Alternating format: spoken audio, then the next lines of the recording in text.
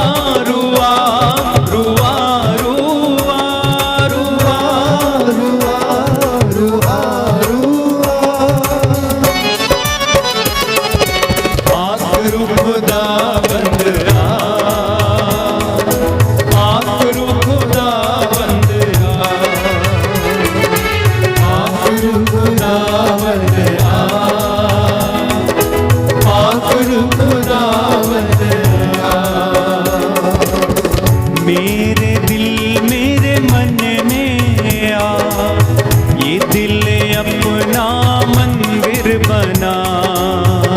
मेरे दिल मेरे मन में आ, ये दिल अपना मंदिर बना।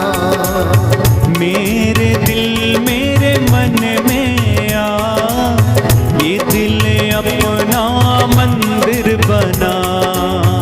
मेरे दिल मेरे मन में आ, ये दिल अपना मंदिर बना। मेरे दिल मेरे मन में आ, ये दिल अपना मंदिर बना। मेरे दिल में मन में आ, ये दिल अपना मंदिर बना। आखिर खुदा बंद आखिर खुदा बंद आखिर खुदा बंद आखिर खुदा बंद। तेरा वचन मुझे चलना सिखाए, मेरे सारे पाप मिटाए। तेरा वचन मुझे चलना सिखाए, तेरा वचन मेरे पाप मिटाए। तेरा वचन मुझे चलना सिखाए, मेरे सारे पाप मिटाए। तेरा वचन मुझे चलना सिखाए, तेरा वचन मेरे पाप मिटाए। तेरा वचन मुझे चलना सिखाए, मेरे सारे पाप मिटाए। तेरा वचन मुझे चलना सिखाए, मेरे सारे पाप मिटाए।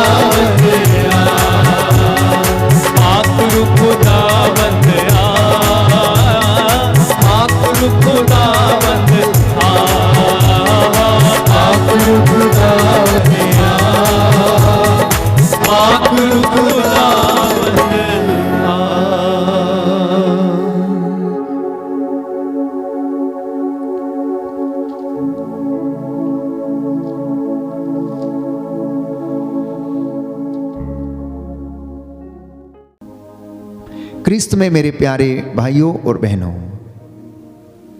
यीशु का रूपांतरण भावी महिमा का पूर्वावलोकन है, जिसमें वे अपनी पहचान को शिष्यों को प्रकट करते हैं। यीशु जानते थे कि उन्हें अनेक प्रकार की यंत्रणाएं दी जाएंगी। यीशु को मालूम था कि उन्हें जल्लादों के हवाले होना पड़ेगा। जल्लाद उन पर कोड़े बरसाएंगे, चेले डर के मारे भाग जाएंगे, विचलित हो जाएंगे। प्यारे भाइयों और बहनों, चेलों को ढारस बंधाने के लिए स्वर्ग राज्य में जो महिमा प्रकट होने वाली है उसको प्रदर्शित करने के लिए यीशु अपने आप को रूपांतरित करते और चेलों के सामने उस भावी महिमा का दृश्य रखते हैं। क्रिस्त में मेरे प्यारे भाइयों और बहनों, प्रभु यीशु का रूपांतरण आध्यात्मिक जीवन के रूपांतरण की ओर संकेत करता है। जब हम प्रभु की हुजूरी में बैठते हैं, जब हम उसके साथ आते हैं, जब हम उसके पवित्र भवन में एकत्र हो जाते हैं, जब हम उसके सानिध्य में बैठते हैं, तो मुझे और आपको भी रूपांतरित होने की आवश्यकता है। हमारी स्पिरिचुअल लाइफ में ट्रांसफॉर्मेशन होने की आवश्यकता है। जब आप किसी साधना में जाते हैं, जब आप किसी पवित्र आराधना में भाग लेते हैं, जब आप चंगाई प्रार्थना का हिस्सा बनते हैं, जब आप प्रेज एंड वर्शिप का हिस्सा बन जाते हैं, तो उस वक्त ये महिमा आपके परिवार में, शरीरों में और आत्माओं में प्रकट होनी चाहिए। Hallelujah, hallelujah. हे प्रभु यीशु, हे प्रभु यीशु, मेरे विचारों को, मेरे विचारों को, मेरे मन को, मेरे मन को, मेरी आत्मा को, मेरी आत्मा को रूपांतरित कीजिए। रूपांतरित कीजिए। Hallelujah, hallelujah, hallelujah, hallelujah. तो हम जानते हैं कि इन सारी बातों से होकर गुजरने के लिए प्रभु यीशु अपने आप को पिता के नजदीक रखते थे। हम सुसमाचारों में सुनते हैं कि प्रभु यीशु ने जो महत्वपूर्ण कार्य थे वो पर्वतों के ऊपर किए। कलवरी के ऊपर उन्होंने दुख सहन किया, क्रूस पर चढ़ाए गए, पर्वत पर बैठकर उन्होंने प्रवचन दिया। 40 रात और 40 दिन उन्होंने एक पहाड़ी के ऊपर जाकर उपवास और प्रार्थना में बिताए। अगर उनकी सेवकाई में हम देखें तो ईसा आदत के अनुसार कहां जाते थे? एकांत में पहाड़ी पर चला जाया करते थे। और सुसमाचारों में हम देखते हैं कि ईसा अधिकांशता पहाड़ों पर रहते हैं, पहाड़ी पर रहते हैं। क्या करने के लिए? प्रार्थना करने के लिए, एकांत में रहने के लिए। पहाड़ी पर होना इस बात की ओर संकेत करता है, क्योंकि पहाड़ ऊंची जगह पर है तो हम पिता के नजदीक रहते हैं, ईश्वर के नजदीक रहते हैं। एक इंसान जब वो पहाड़ पर चढ़ता, ऊंचाई पर जाता है, तो उसे इस बात का अनुभव होता है कि वो आसमान के नजदीक है, वो ईश्वर के नजदीक है। आध्यात्मिक जीवन में जब हम बढ़ने लगते हैं तो हमें भी यही आभास होता है। इसलिए स्तोत्रकार प्यारे भाइयों और बहनों, वचन में हमें बताता है कि मैं अपनी आंखें पर्वतों की ओर उठाता हूं, मैं अपनी आंखें पर्वतों की ओर उठाता हूं, क्योंकि मेरी सहायता उन पर्वतों से आती है। क्योंकि उन पर्वतों पर जो ऊंचे शिखरों पर हैं और उसके ऊपर परमेश्वर विराजमान है, वो मुझे सहायता देता है। इसलिए प्रभु यीशु आदत के अनुसार पहाड़ी पर एकांत में प्रार्थना करने के लिए जाते थे। तो एक सुंदर गीत है प्यारे भाइयों और बहनों, मैं आपके साथ इस गीत को गाना चाहता हूं प्रभु की महिमा के लिए, और प्रभु उसमें हमें आशीष और बरकत प्रदान करे।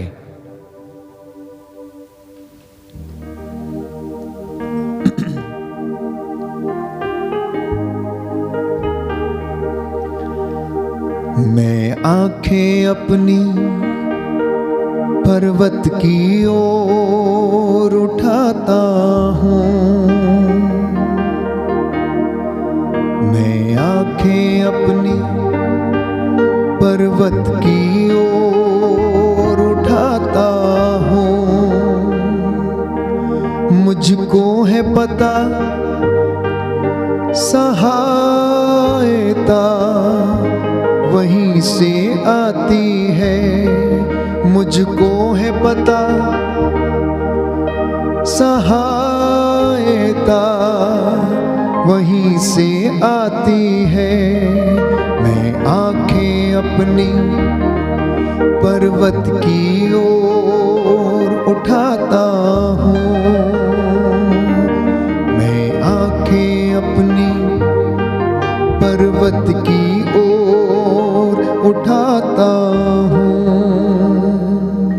जी हाँ प्यारे भाइयों और बहनों, जब आप एकांत में रहते हैं तो हम प्रभु की वाणी को सुनते हैं। जहां एक का भी अंत है उसे एकांत कहते हैं, और उस एकांत में ईश्वर का निवास है जो सब जगह निवास करता है।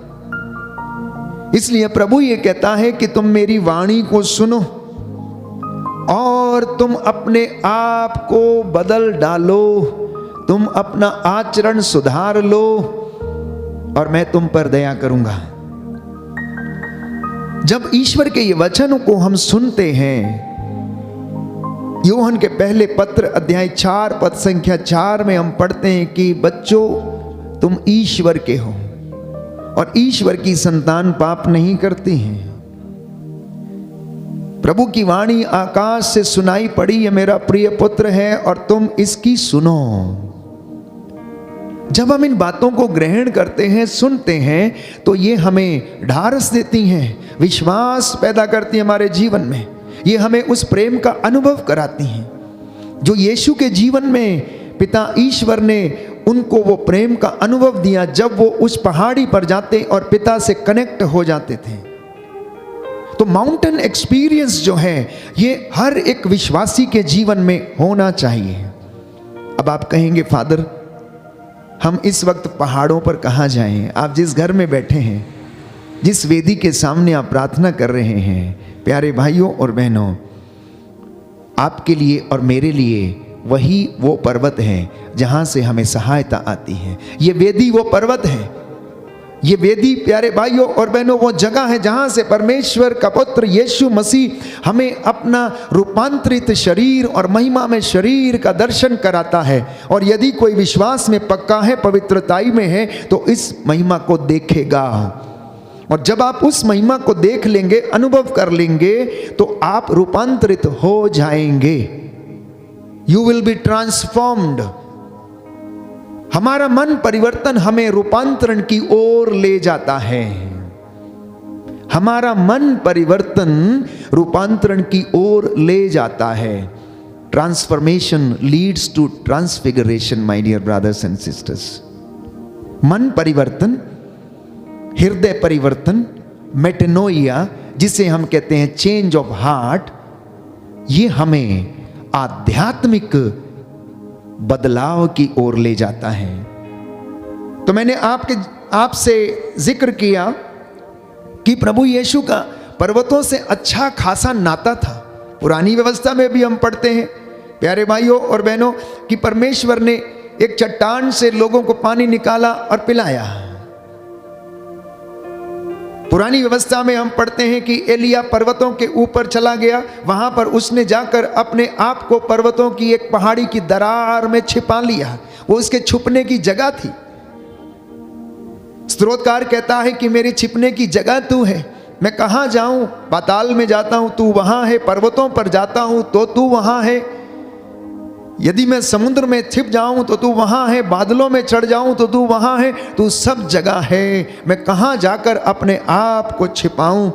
तो यीशु के जीवन में जो महत्वपूर्ण घटनाएं थी प्यारे भाइयों और बहनों, वो गतसमनी बाग में पहाड़ी के ऊपर हुई। यीशु का रूपांतरण पहाड़ी के ऊपर हुआ।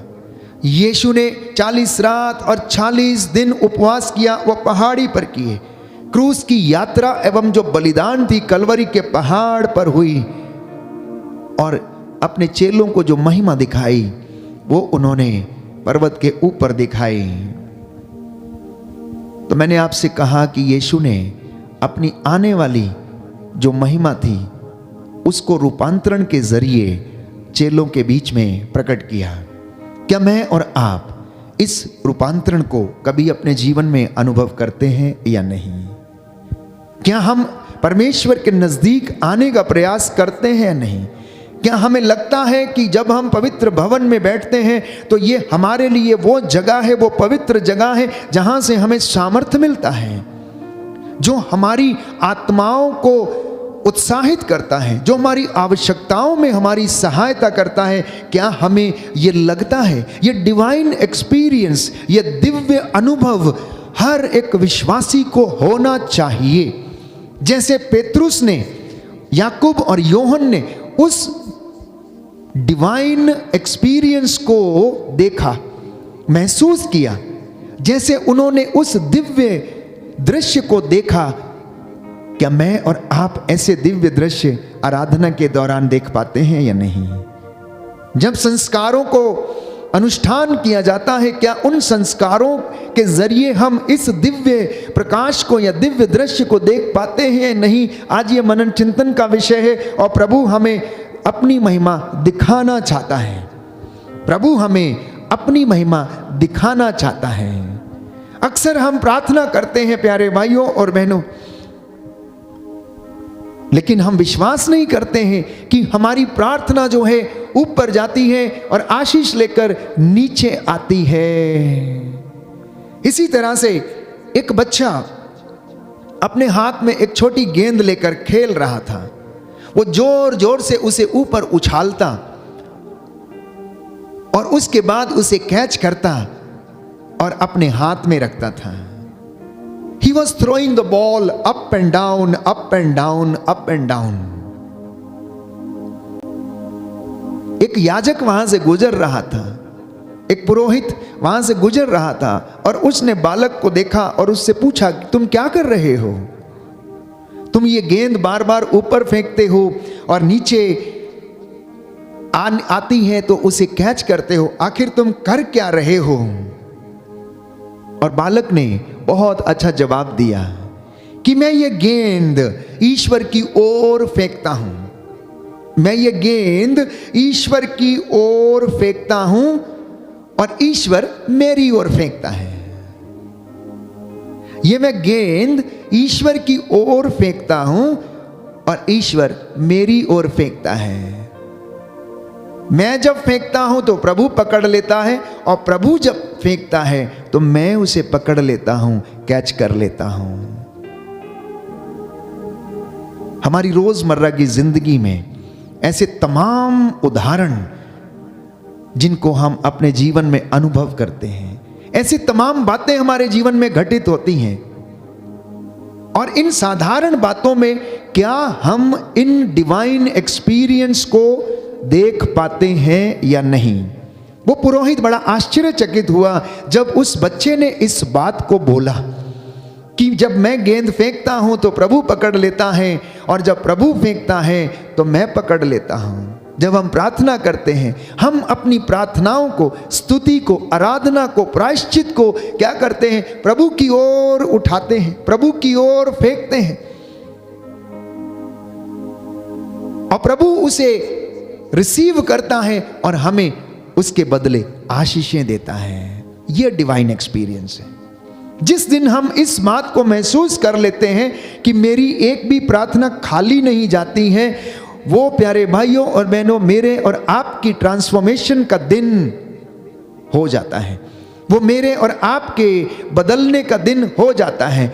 जिस दिन कोई व्यक्ति बड़े आग्रह के साथ, बड़े दृढ़ निश्चय के साथ, कमिटमेंट के साथ प्रभु की ओर आता है और निर्णय करता है कि मैं बदलूंगा, मैं प्रभु के लिए अपना जीवन समर्पित करूंगा, त्याग करूंगा, तो वो उसके जीवन का वो क्षण है जब उसमें आध्यात्मिक परिवर्तन होने शुरू हो जाते हैं, वो बढ़ने लगते हैं प्यारे भाइयों और बहनों। तो रूपांतरण का ये दृश्य जो यीशु के जीवन में घटित हुआ, वो हमें प्यारे भाइयों और बहनों अपनी ओर आकर्षित करता है। तो मैंने कहा कि mountains are the symbols of being close to God. पर्वत परमेश्वर के नजदीक होने की ओर संकेत करते हैं।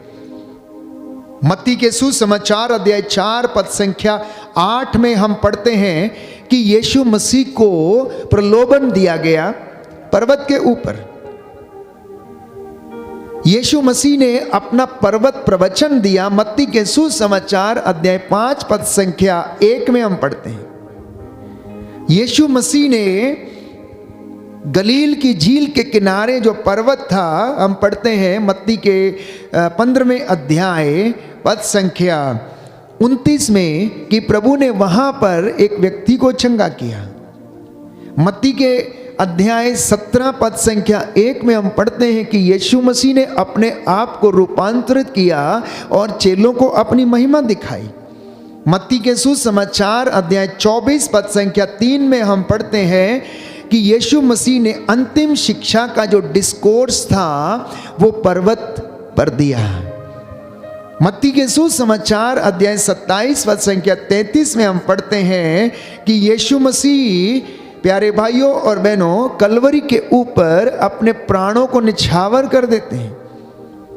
मत्ती के सुसमाचार अध्याय 28 पद संख्या 16 में हम पढ़ते हैं कि यीशु मसीह अपने फाइनल मैंडेट को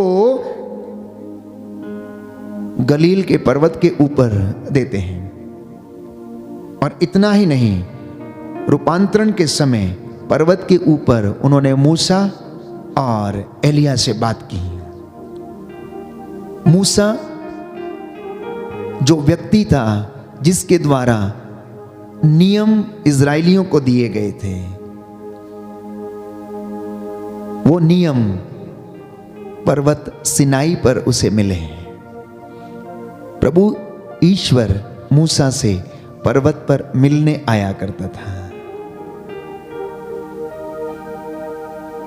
इसलिए जब हम इस बात को सोचते हैं कि हमें एकांत में क्यों जाना है, हमें पर्वत पर क्यों चढ़ना है, हमें परमेश्वर की हुजूरी में क्यों जाना है, तो जान लीजिए कि ये बातें हमें परमेश्वर के सानिध्य को अनुभव कराती हैं, ईश्वर के प्रेम को अनुभव कराती हैं।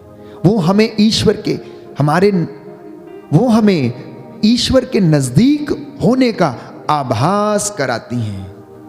If Moses was a man of law, then Elijah was the man of Mount Carmel. और यीशु मसीह He was the man of all the mountains. अगर यीशु मसीह, अगर मूसा नियम देने वाला व्यक्ति था, तो प्यारे भाइयों और बहनों एलिया कार्मेल पर्वत का व्यक्ति था। और अगर ये दोनों पर्वतों के व्यक्ति थे, तो प्यारे भाइयों और बहनों यीशु मसीह सभी पर्वतों का व्यक्ति था, क्योंकि उसके सारे काम जो थे वो प्यारे भाइयों और बहनों प्रभु ने पर्वतों पर संपन्न किए, क्योंकि वो पर्वतों पर परमेश्वर से जुड़ा रहता था। वहां से उसे सामर्थ्य मिलता था। पवित्र आत्मा से वो सामर्थ्य से वहां से भरकर आते थे, अपने आप को उत्साहित प्रोत्साहित करके रिचार्ज करके वो लौटते थे और उसके बाद वो सेवकाई किया करते थे। इन बातों को करने के लिए हमें किस चीज की आवश्यकता है? हमें पवित्र आत्मा में चलने की आवश्यकता है, पवित्र आत्मा के सामर्थ्य में रहने की आवश्यकता है। तो गलातियों के पत्र अध्याय 5 पद संख्या 16 में हम पढ़ेंगे कि आप लोग आत्मा की प्रेरणा के अनुसार चलेंगे तो शरीर की वासनाओं को तृप्त नहीं करेंगे, तब आप आत्मिक बातों में बढ़ने लगेंगे। क्योंकि जो व्यक्ति इन बातों के अनुसार जीवन व्यतीत करता है वो आत्मा की प्रेरणा से चलता, लेकिन जो सांसारिक जीवन में रहता है वो संसार की वासनाओं को तृप्त करने की कोशिश करता है। क्योंकि बाइबल हमें बताती है अगले वचन में, शरीर तो आत्मा के विरुद्ध इच्छा करता है और आत्मा शरीर के विरुद्ध, ये दोनों एक दूसरे के विरोधी हैं। इसलिए आप जो चाहते हैं नहीं कर पाते हैं। हम प्रार्थना करना चाहते हैं, नहीं कर पाते हैं। क्यों? क्योंकि हमारा शरीर करने नहीं देता है। हम थकावट महसूस करते हैं। हमारे रिश्ते लोगों के साथ हैं, हम उनके साथ समय बिताना चाहते हैं। हम प्रार्थना में नहीं जाना चाहते, हम एकांत में नहीं जाना चाहते। अगर आज इंसान अपनी ही रोज की जिंदगी पर नजर डाले तो वो कभी भी अपने आप को एकांत में नहीं पाता है। वो मोबाइल के जरिए आज वर्चुअल वर्ल्ड में रहता है। 2-2 घंटे, 3-3 घंटे, 4-4 घंटे रात को 1-2 बजे, 3 बजे तक फोन पे लगा रहता, बातचीत करता रहता है। तो एकांत का समय कहाँ है? परमेश्वर से जुड़ने का समय कहाँ है? परमेश्वर की हुजूरी में आने का समय क्या है? हमारी आज की ये पूरी दुनिया वर्चुअल वर्ल्ड में रहती है। विज्ञान ने जितनी तरक्की की है, जितनी इसकी खूबियां हैं, उससे कई गुना ज्यादा संसार में इसके द्वारा हानियां भी हुई हैं। लोगों का जीवन आज प्यारे भाइयों और बहनों वर्चुअल वर्ल्ड बन चुका है। रिश्ता टूटता जा रहा है। हम लोगों से मिलना पसंद नहीं करते हैं। आत्मा की प्रेरणा में हम चल नहीं पाते हैं। आत्मा की प्रेरणा में चलने का अर्थ क्या है? आत्मा की प्रेरणा में चलने का अर्थ है कि पवित्र आत्मा में जीना, पवित्र आत्मा में चलना, अपनी आंतरिक जीवन को पवित्र आत्मा को समर्पित करना, पवित्र आत्मा से दिशा निर्देश ग्रहण करना, पवित्र आत्मा से परामर्श लेना। इससे तात्पर्य यह है कि ऐसा जीवन व्यतीत करना जो पवित्र आत्मा से जुड़ा रहता है, क्योंकि पवित्र आत्मा चलाता है, पवित्र आत्मा दिशा निर्देश देता है, पवित्र आत्मा परामर्श देता है। और अगर यीशु मसीह ईश्वर से जुड़े रहे तो वो केवल इसलिए क्योंकि पवित्र आत्मा उन पर छाया रहता था। पवित्र आत्मा उन्हें सामर्थ्य देना चाहता था, इसलिए वो उन्हें प्रेरणा देता था, यीशु उठो और जाओ पिता के पास, वहां से तुम्हें सामर्थ्य मिलेगा, वहां से तुम इन सारी चीजों को सहन कर लोगे। प्यारे भाइयों और बहनों, जब गेत्सेमनी बाग में यीशु प्राण पीड़ा सह रहे थे, औंधे मुंह होकर प्रार्थना कर रहे थे, वहां पर बाइबल हमें बताती, यूहन्ना के सुसमाचार में एक स्वर्गदूत आया और उन्हें ढारस बंधाने लगा। अब बाइबल इस बात को स्पष्ट करती है कि ईश्वर अपने भक्तों के पास डेरा डालता है। यीशु मसीह आत्मा से परिपूर्ण थे, आत्मा की अगुवाई में चलते थे, आत्मा के दिशा निर्देश में चलते थे। इसलिए बाइबल कहती है बपतिस्मा के तुरंत बाद आत्मा यीशु को पहाड़ी पर ले गया और वहां पर शैतान ने उन्हें प्रलोभन दिया। तो पवित्र आत्मा यीशु के द्वारा महान चिन्ह और चमत्कार प्रकट करता था और यीशु मसीह अंधों को आंखें देते, लंगड़ों को चलाते। अब प्यारे भाइयों और बहनों, पवित्र आत्मा जब बपतिस्मा के दौरान उनके ऊपर आकर उतरा, स्वर्ग राज्य से वाणी सुनाई पड़ी, ये मेरा प्रिय पुत्र है, मैं इससे अत्यंत प्रसन्न हूं, तुम इसकी सुनो। तो परमेश्वर की हुजूरी में रहने के लिए पवित्र आत्मा की प्रेरणा में चलना अनिवार्य है। तो इसलिए 3 बातें जिससे पता चलता है कि हम पवित्र आत्मा से संचालित हैं, वो ये है कि एकांत में बैठना और प्रभु के साथ जुड़ जाना, मतलब प्रार्थना करना। दूसरी बात, वचन को अपने हृदय में रखना, वचन को अपने हृदय में रखना और वचन से अगुवाई प्राप्त करके आगे बढ़ना। तीसरी बात, आज्ञाकारी बनना और वचन के श्रोता ही नहीं बल्कि उसके पालनकर्ता भी बनना। और प्रभु हमें वो आशीष प्रदान करता है। रोमियो के पत्र अध्याय 8 पद संख्या 4 में संत पौलुस लिखता है कि आप पवित्र आत्मा में चलें। पद संख्या 5 में लिखता है, set your minds on the things of the Lord. इसका परिणाम जीवन में होगा कि आपके जीवन में सहनशीलता आएगी, शांति आएगी, प्रार्थना आएगी और आप एक दूसरे को क्षमा करेंगे और एक दूसरे को सहन करेंगे। पद संख्या 13 में लिखा है कि अपने शरीर में आप लोग बुराई का दमन करें और जो ऐसा करेगा उसके जीवन में पवित्र आत्मा काम करेगा। पद संख्या 14 में लिखा है कि पवित्र आत्मा की प्रेरणा से आप लोग चलें। पद संख्या 15 से 17 में लिखा है कि पिता के प्रेम को आप लोग पहचाने, कि जैसे उसने, यीशु कहता, मुझे प्रेम किया है वैसे ही मैं भी तुम्हें प्रेम करता हूं। ईश्वर के प्रेम को पहचानना, यीशु मसीह के प्रेम की लंबाई, चौड़ाई और गहराई को जानना और उसे अनुभव करना, ये तब हो सकता है जब हम इस पवित्र पर्वत के नजदीक आते हैं, इस वेदी के जब नजदीक आते हैं जिस पर स्वयं वो विराजमान है इस संस्कार के रूप में, रोटी के रूप में, तब हमें ये दिव्य दृश्य दिखेंगे, तब हमें डिवाइन एक्सपीरियंस मिलेगा। इसलिए प्यारे भाइयों और बहनों, जब भी मौका मिलता है पवित्र भवन में उपस्थित होकर प्रभु के मंदिर की ओर चले जाना, प्रभु के पर्वत की ओर चले जाना, और वहां पर हम लोगों को दिव्य दर्शन होंगे और प्रभु हमें अपनी महिमा प्रकट करेगा। रोमियो के पत्र अध्याय 8 पद संख्या 22 से 25 में लिखा है कि आप लोग पवित्र आत्मा में विश्वास करें। पद संख्या 26 से 28 में संत पौलुस कहता है कि आप पवित्र आत्मा में रहकर प्रार्थना करें, क्योंकि हम नहीं जानते कि हमें किस तरह प्रार्थना करनी चाहिए। हम अपने हिसाब से स्तुति करते हैं, आराधना करते हैं, गीत गाते हैं, वचन बोलते हैं, लेकिन प्रार्थना करना पवित्र आत्मा सिखाता है। जब हम प्रार्थना करते हैं, पवित्र आत्मा में रहते हैं, तो वो हमारे आंतरिक मनुष्य को दृढ़ता प्रदान करता है, वो हमारे आंतरिक मन को मजबूत करता है, वो हमारे आंतरिक मन को पवित्रताई प्रदान करता है, वो हमारे आंतरिक मन को आशीष देता है, हमारे आंतरिक मन को प्रेम से भर देता है।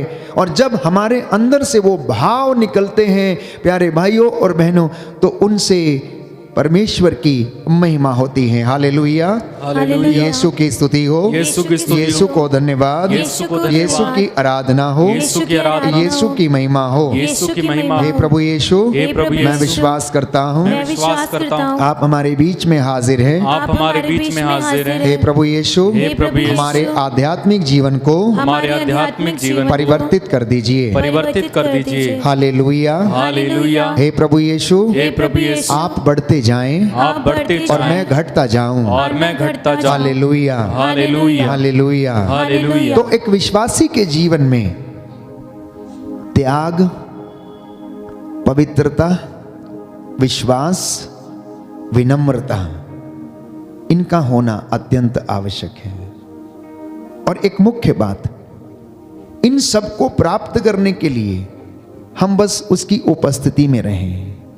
पेतरुस ने कहा, प्रभु हमारे लिए कितना अच्छा है यदि हम 3 तंबू यहां पर खड़ा कर दें और यहीं पर रहें। उसने उस आनंद को अनुभव किया, उसने उस प्रेम को अनुभव किया। जब यीशु रूपांतरित हो गए तो वह महिमा प्रकट हो रही थी, वो स्वर्ग राज्य का नजारा था, वो स्वर्ग राज्य का एक दृश्य था। आने वाली महिमा को यीशु ने प्रकट किया और पेतरुस कह उठा कि यहां होना तो हमारे लिए बहुत अच्छा है, बहुत अच्छा है। आज प्रभु से कहना कि प्रभु आपकी हजूरी में मैं सदा रहूं, मेरा घर आपकी उपस्थिति में सदा बना रहे, इस बात के लिए मैं आपसे प्रार्थना करता हूं। प्रभु तेरी महिमा मेरे बच्चों के जीवन में प्रकट हो जाए। आप में से बहुत सारे लोग इस वक्त प्रार्थना कर रहे होंगे जो शायद पीड़ित हैं, कष्ट में हैं, उलझे हुए हैं। तो प्रभु से प्रार्थना करना, वो आपको शांति देगा। आज का दिन इसके लिए धन्यवाद देना, प्रभु हमारे जीवन में अपनी महिमा प्रकट करे। आइए हम प्रभु से प्रार्थना करें, पूरे दिन के लिए धन्यवादित हो जाएं और प्रभु से कहें कि प्रभु आप बढ़ते जाएं और मैं घटता जाऊं। प्रभु मुझे भी एकांत में बैठने का सामर्थ्य दीजिए, मुझे अपनी हजूरी में आने के लिए प्रेरणा दीजिए।